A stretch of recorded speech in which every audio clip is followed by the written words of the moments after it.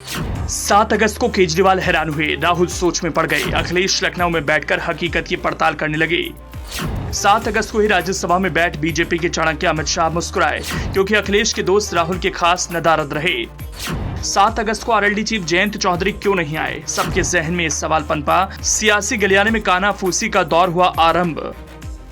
जी हां, 7 अगस्त का दिन विपक्षी गठबंधन वाले इंडिया के लिए खास था। हर किसी की नजरें राज्यसभा में होने वाली वोटिंग पर थीं। बेसब्री से हर कोई वोटिंग के परिणाम का इंतजार कर रहा था, जानने का प्रयास कर रहा था कौन किसके साथ है। इंडिया को विश्वास था विपक्ष की एकता एक लय में है। इस बार तो सरकार के अहंकार पर बड़ा प्रहार होगा।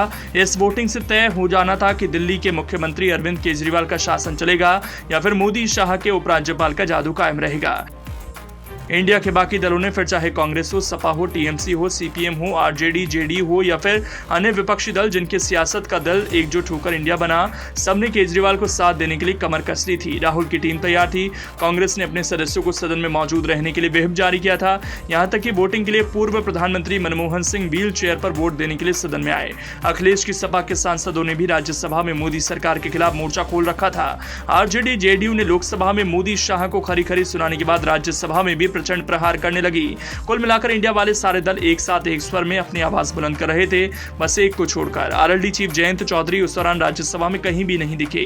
वो वोटिंग के दिन नदारद हो गए। अब ऐसी स्थिति बनी तो सबके दिलो दिमाग में ये बात तो आई होगी, आखिर वोटिंग के लिए जयंत चौधरी क्यों नहीं आए? ऐसी क्या मजबूरी थी कि वो सियासत ही भूल गए, सियासी दोस्ती की बुनियाद ही हिलाकर रख दी? दरअसल दिल्ली राष्ट्रीय राजधानी क्षेत्र शासन संशोधन विधेयक 2023 पारित होने की वजह से राष्ट्रीय लोकदल के अध्यक्ष जयंत चौधरी चर्चा के केंद्र में आ गए। इसकी वजह है वोटिंग के दौरान उनका सदन में मौजूद न होना। जयंत का इस महत्वपूर्ण विधेयक की वोटिंग के दौरान सदन में मौजूद न होना विपक्षी गठबंधन इंडिया के लिए एक सेटबैक है। सियासी गलियारों में तो यहाँ तक की चर्चा है कि जयंत अभी भी बीजेपी के कॉन्टैक्ट में है। वहीं इस बीच आरएलडी की ओर से जयंत के राज्यसभा में वोटिंग के दौरान उपस्थित न होने की वजह भी बताई गई। आरएलडी ने वो वजह बता दी जिसकी वजह से जयंत सदन में नहीं पहुंच पाए।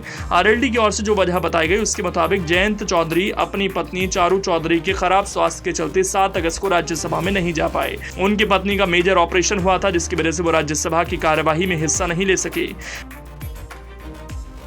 आरएलडी की ओर से दावा किया जा रहा है कि दिल्ली सेवा विधेयक पर जयंत इंडिया गठबंधन के साथ हैं, विपक्ष के साथ हैं। इंडिया गठबंधन को मजबूत करने का वो काम करेंगे। उनकी पत्नी का स्वास्थ्य खराब ना होता तो वो राज्यसभा की कार्यवाही में जरूर हिस्सा लेते। आरएलडी की ओर से कहा जा रहा है जयंत की नजर राज्यसभा की कार्यवाही और गतिविधियों पर थी, समर्थन और गैर समर्थन के वोटों पर थी। अगर कोई गंभीर स्थिति आती तो वो किसी भी परिस्थिति में राज्यसभा पहुंचते।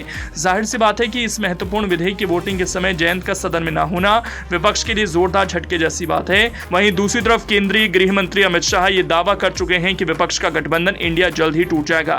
ऐसे में चर्चा तेज है कि जयंत विपक्षी पार्टियों के समूह इंडिया में सेंधमारी कर सकते हैं।